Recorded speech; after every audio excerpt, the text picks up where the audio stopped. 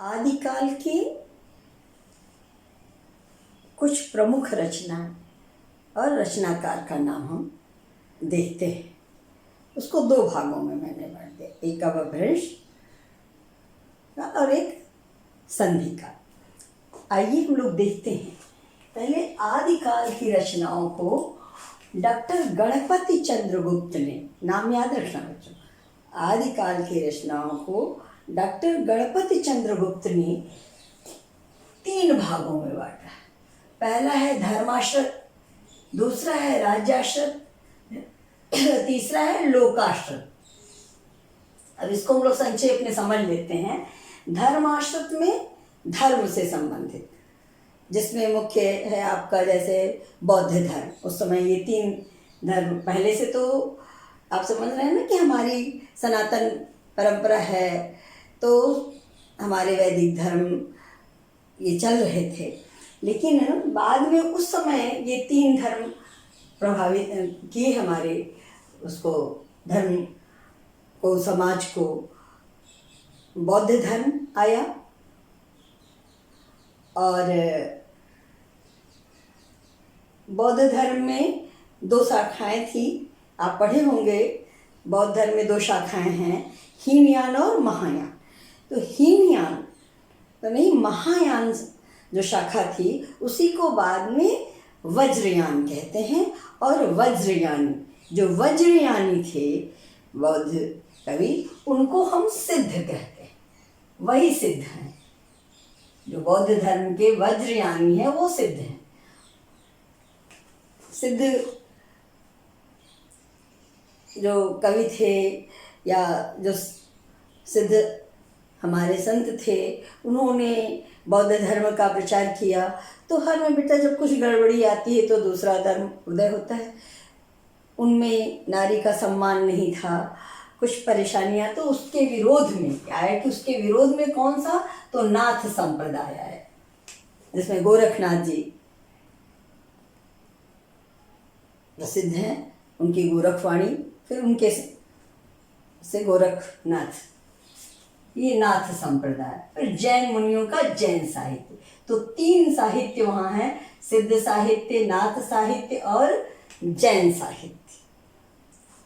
फिर राज्याश्रित, राज्याश्रित में बांटा। तो राज्याश्रित में जो राजाओं के आश्रित कवि थे, चारण थे, भाट थे, वो अपने आश्रयदाता राजाओं के शौर्य पराक्रम का वर्णन, वो रासो साहित्य हो गया। लोकाश्रित तो जो उस समय के जनता में प्रचलित गीत, प्रचलित वीर, इनका वर्णन जहाँ हुआ है वो लोकाश्रित, जिसमें विद्यापति प्रमुख हैं, उनकी पदावली, उनकी कीर्तिलता, कीर्ति पताका, ये लोकाश्रित साहित्य। वो तीन भाग में आदिकाल साहित्य को किसने बांटा?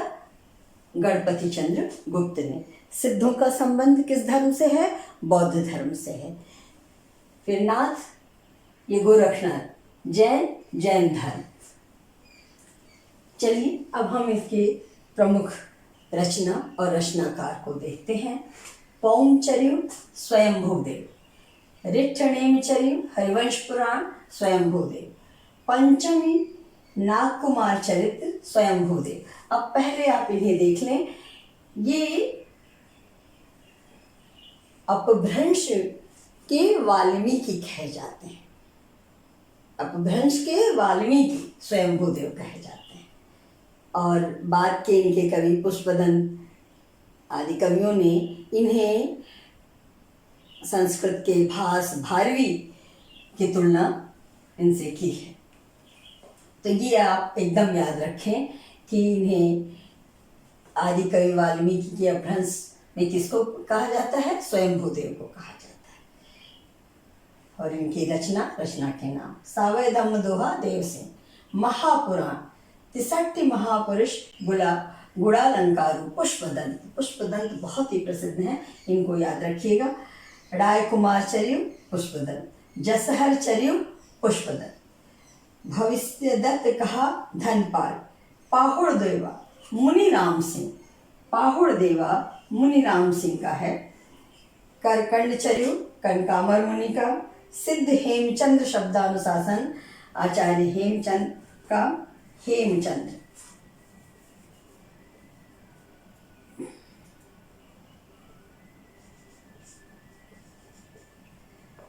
प्रबंध चिंतामणि मेरुतुंड का है, दोहा कोश सरह और काढ़ का है, चारिया गीत कोश 84 सिद्ध का है, गोरखवाणी संग्रह गोरखनाथ का। तो यहाँ आपने स्वयंभूदेव को याद किया। यहाँ बेटा सरह और काढ़, ये हिंदी के सरहपा या काढ़ करके आएगा, तो हिंदी का आदि कवि है ना, अपभ्रंश का आदि कवि इनको माना जाता है, और हिंदी का आदि कवि सरहपा या काढ़ को माना जाता है। ये आप याद रखें। इधर प्रश्न आ सकता है कि सिद्धों का संबंध किससे है, तो बौद्ध साहित्य से है। इस तरह इसको आप देख लें वीडियो को, और आगे फिर इस पर हम लोग संधि काल की कुछ रचनाएं और उनके महत्वपूर्ण बिंदुओं को समझते हैं।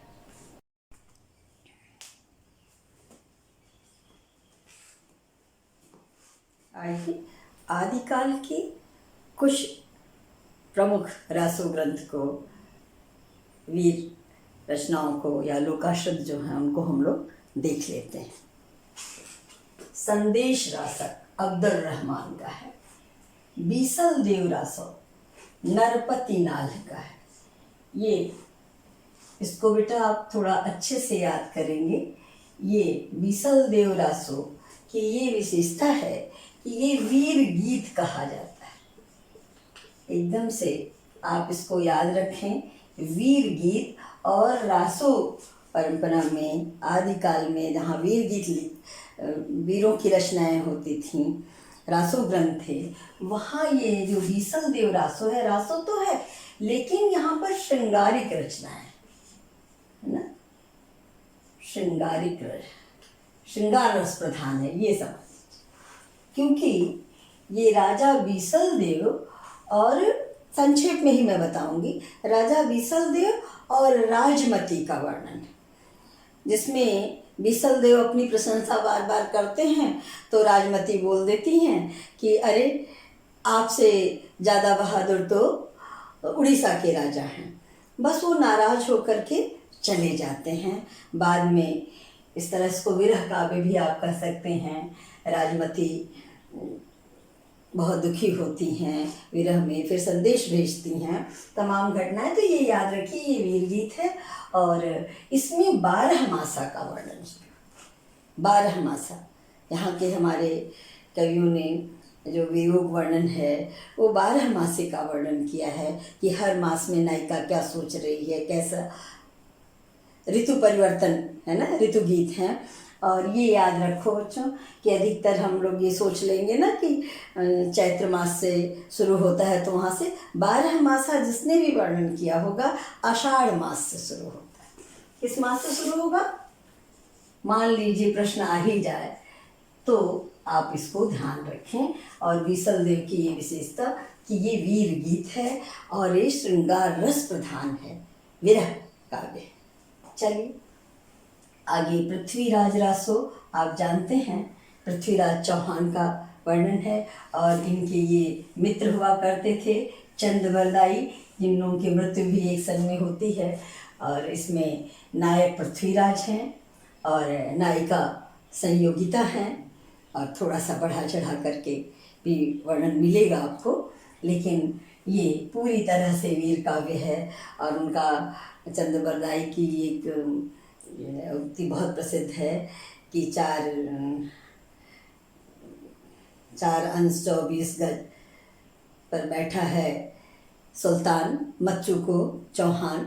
तो ये इतिहास में भी आप पढ़े होंगे कि वो अपने कविता के माध्यम से बता देते हैं कि इतने गज की दूरी पर वो बैठा है, और पृथ्वीराज चौहान इतने बहादुर थे कि ये चढ़ाते हैं बाण लेकिन वो हट जाता है।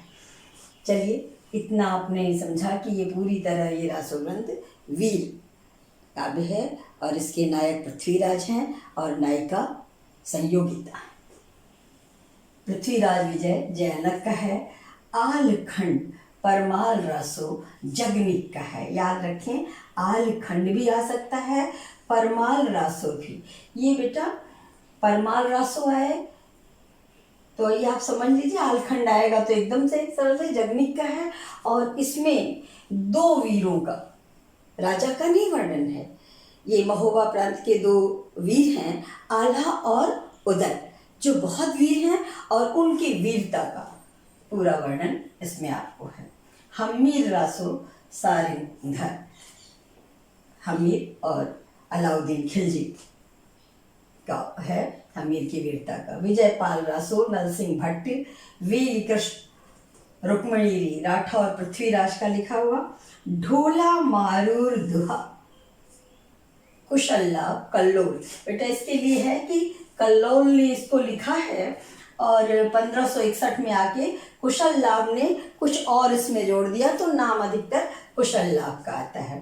तो दोनों नाम आए तो दोनों सही है, कल्लोल भी और कुशल लाभ भी। हाँ, आप एक चीज़ और इसमें याद रखें, इसकी विशेषता हमने कहा ना कि बाद में जब वीडियो बनाऊंगी तो हम लोग विस्तृत उस पर अध्ययन करेंगे। अभी एग्जाम है तो आप संक्षेप में देख लें। ढोला मारूर दुहा, ये ढोला नायक का नाम है, मारू ये नायिका का नाम है। इसकी विशेषता ये है बेटा कि ये भी श्रृंगार की रचना है, ये भी श्रृंगार का वर्णन है। इसमें ढोला, ये जो नायक है वो 2.5 साल का है। अब आप देखिए कितने का है, 2.5 वर्ष का, और नायिका जो है वो 1.5 वर्ष की। ये लेकर के इन्होंने इनके प्रेम प्रसंग का वर्णन किया है, तो ये इसकी विशेषता में हो गया। ये आप याद हो सकता है आ जाए। ये नायक 2.5 वर्ष का है और नायिका 1.5 वर्ष की। चलिए, कीर्तिलता कीर्ति पताका विद्यापति की है। विद्यापति पदावली ये पूरी तरह से श्रृंगारिक है, तो आप विद्यापति पदावली को भी या एकदम से इसको अवश्य याद रखें। कीर्तिलता कीर्ति पताका विद्यापति पदावली, ये जो लोकाश्रित मैंने कहा, तो ये मैथिल कोकिल, कविकुल कंठाभरण, राजशेखर इत्यादि नाम इनको दिए गए हैं। मैथिल कोकिल का, कविकुल कंठाभरण, राजशेखर, ऐसी पदवी विद्यापति को दी गई है। अमीर खुसरो, इनकी पहेलियाँ मुकरियाँ उसको कहते हैं बच्चों जिसमें कि प्रश्न भी होता है और उत्तर भी होता है। ये इनकी प्रसिद्ध हैं। आपने सुना होगा, घोड़ा अड़ा क्यों, पान सड़ा क्यों, फेरे बिना, कि घोड़े को इधर उधर फेरने तो एक जगह हट जाएगा, और पान जो लोग खाते हैं उसको भी बार बार पलटे नहीं, अच्छे से नहीं रखे तो पान सड़ जाता है। इस तरह की मुकरियाँ इनकी बहुत प्रसिद्ध हैं। तो जो प्रमुख रचनाएं और उनका, हाँ एक चीज़ और बेटा कि पृथ्वीराज रासों में कैमासबध आता है। ये कि कैमासबध किस ग्रंथ से लिया गया है, तो वो पृथ्वीराज रासों से। आदिकाल की श्रृंगारिक गीत अगर आया तो वो विसल देव रास हो जाएगा, और सर्वाधिक श्रृंगारिक रचना अगर आया बेटा तो वो विद्यापति पदावली में होगा। ये आप याद रखेंगे। और इस तरह बहुत ही संक्षेप में मैंने आदिकाल के रचनाकार, रचना का नाम, उसका नामकरण आपको बताया। आप एक बार इसको देखें। आदिकाल जो कि विवादित काल है, तो इस पर प्रश्न अवश्य आते हैं। इसको पढ़ें, सुन लें तो गलती नहीं होगी, क्योंकि इंटर तक आप पढ़ लिए हैं। ऐसा कुछ नहीं है जो मैं नया बता रही हूँ। थोड़ा बहुत, जैसे ये जो मुख्य बिंदु है कि यहाँ 2.5 वर्ष और 1.5 वर्ष ऐसा है, कैमासबध है, ये वीर गीत है। सर्वाधिक श्रृंगारिक रचना तो विद्यापति पदावली की हो जाएगी। सर्वाधिक श्रृंगारिक गीत तो वो विसल देव रासो हो जाएगा, वो विरह काव्य है, वही है अकेला। विरह काव्य का वर्णन है। तो इस तरह हमने इसको देखा 3 खंड में, धार्मिक, राज्याश्रित और ये लोकाश्रित विद्यापति, पदावली, वीर खिसरो आदि। आप इसको देखें, सुने। आगे भक्ति काल पर भी मैं बहुत ही संक्षेप में डालूंगी बच्चों, समय का अभाव है। बाद में हम इस पर फिर से विस्तृत चर्चा करेंगे। और तब तक के लिए धन्यवाद। अगर आपको पसंद आता है तो लाइक करें, शेयर करें। अगले वीडियो में मिलते हैं, तब तक के लिए नमस्कार।